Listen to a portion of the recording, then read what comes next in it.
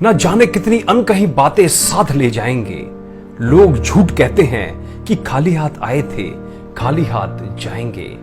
दोस्तों, आइए आज आपको सुनाता हूं एक दिल छू लेने वाली एक साधु की कहानी। एक साधु वर्षा के जल में प्रेम और मस्ती से भरा चला जा रहा था कि उसने एक मिठाई की दुकान को देखा जहां एक कढ़ाई में गर्म दूध उबाला जा रहा था, तो मौसम के हिसाब से दूसरी कढ़ाई में गर्मा गर्म जलेबियां तैयार हो रही थी। साधु कुछ क्षणों के लिए वहां रुक गया। शायद भूख का एहसास हो रहा था या मौसम का असर।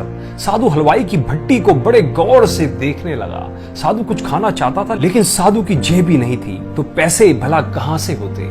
साधु कुछ पल भट्टी से हाथ सेकने के बाद चला ही जाना चाहता था कि नेक दिल हलवाई से रहा ना गया और एक प्याला गर्म दूध और कुछ जलेबियां साधु को दे दी।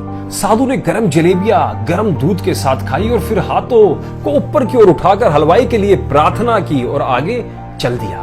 साधु का पेट भर चुका था, दुनिया के दुखों से बेपरवाह, और फिर एक नए जोश से बारिश के गंदे पानी के छींटे उड़ाता चला जा रहा था। फिर इस बात से बेखबर था कि एक युवक नव विवाहित जोड़ा भी वर्षा के जल से बचता बचता उसके पीछे चला आ रहा था। एक बार इस मस्त साधु ने बारिश के गंदले पानी में जोर से लात मारी कि बारिश का पानी उड़ता हुआ सीधा पीछे आने वाली युवती के कपड़ों पर जा गिरा और उसको भिगो दिया। उस औरत के कीमती कपड़े कीचड़ से लथपथ हो गए। उसके युवा पति से यह बात बर्दाश्त नहीं हुई, इसलिए वे आस्तीन चढ़ाकर आगे बढ़ा और साधु के कपड़ों को पकड़कर खींचकर कहने लगा, अंधा है, तुमको नजर नहीं आता? तेरी हरकत की वजह से मेरी पत्नी के कपड़े गीले हो गए और कीचड़ से भर गए हैं। साधु हक्का बक्का सा खड़ा था, जबकि इस युवा को साधु का चुप रहना नाखुशगवार गुजर रहा था। महिला ने आगे बढ़कर युवा के हाथों से साधु को छुड़ाना भी चाहा, लेकिन युवा की आंखों से निकलती नफरत की चिंगारी वह भी फिर पीछे खिसकने पर मजबूर हो गई। राह चलते राहगीर भी उदासीनता से ये सब दृश्य देख रहे थे, लेकिन युवा के गुस्से को देखकर किसी में इतनी हिम्मत नहीं हुई कि उसे रोक पाते। और आखिर जवानी के नशे में चूर इस युवक ने एक जोरदार थप्पड़ साधु के चेहरे पर भी जड़ दिया। बूढ़ा मलंग थप्पड़ की ताब ना झेलता हुआ लड़खड़ाता हुआ कीचड़ में बेचारा जा गिरा। युवक ने जब साधु को नीचे गिरता हुआ देखा तो मुस्कुराते हुए वहां से चल दिया। बूढ़े साधु ने आकाश की ओर देखा और उसके होठों से निकला, वाह मेरे भगवान वाह, कभी गरम दूध जलेबियां और कभी गरम गरम थप्पड़, लेकिन जो तू चाहे वह भी मुझे पसंद है। ये कहता हुआ वह एक बार फिर अपने रास्ते पर चल दिया। दूसरी ओर वह युवा जोड़ा अपनी मस्ती को समर्पित अपनी मंजिल की ओर अग्रसर हो गया। थोड़ी ही दूर चलने के बाद वह एक मकान के सामने पहुंचकर रुका। वे अपने घर पहुंच गए थे। वो युवा अपनी जेब से चाबी निकालकर अपनी पत्नी से हंसी मजाक करते हुए ऊपर घर की सीढ़ियां तय कर रहा था। बारिश के कारण सीढ़ियों पर फिसलन हो गई थी। अचानक युवक का पैर फिसल गया और वह सीढ़ियों से नीचे गिरने लगा।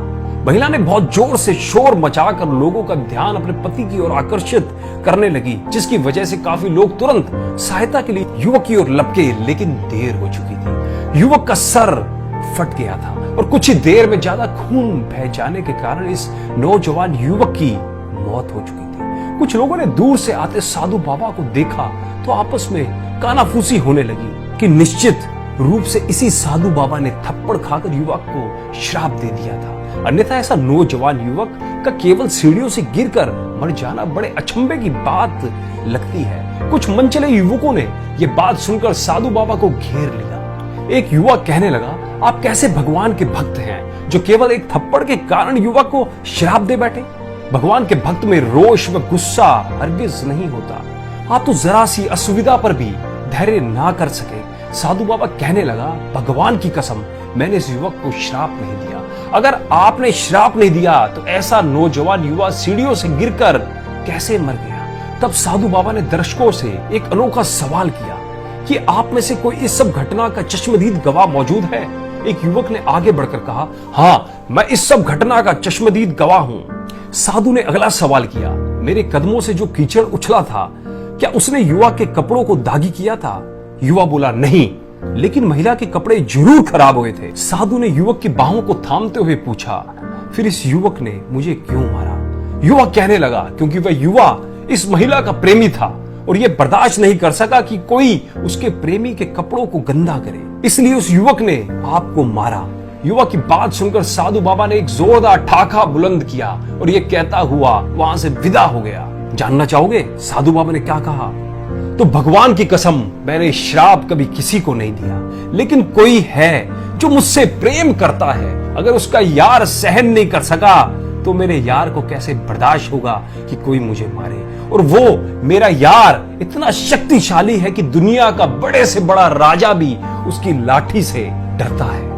दोस्तों सच है, उस परमपिता परमेश्वर की लाठी दिखती नहीं है और आवाज भी नहीं करती, लेकिन पड़ती है तो बहुत दर्द देती है। हमारे कर्म ही हमें उसकी लाठी से बचाते हैं। बस मन वचन कर्म सब अच्छे होने चाहिए। दोस्तों मैं उम्मीद करता हूं आपको भी इस कहानी से कोई ना कोई सीख जरूर मिली होगी। अगर मिली हो तो हमें कमेंट करके जरूर बताएं और वीडियो को लाइक शेयर करना बिल्कुल भी ना भूलें।